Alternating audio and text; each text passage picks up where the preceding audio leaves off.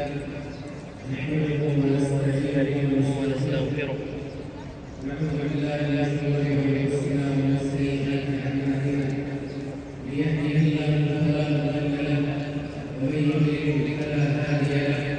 واشهد ان لا اله الا الله وحده لا شريك له واشهد ان نبينا محمدا عبده ورسوله يا ايها الذين امنوا اتقوا الله حق تقاته ولا تموتن الا وانتم مسلمون يا ايها الناس اتقوا ربكم الذي خلقكم من نفس واحده وخلق منها زوجها وبث منهما رجالا كثيرا ونساء واتقوا الله الذي تساءلون به والارحام ان الله كان عليكم رقيبا يا ايها الذين امنوا اتقوا الله وقولوا قولا سديدا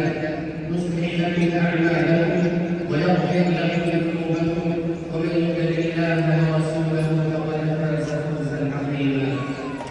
اما بعد فان اصدق الحديث كتاب الله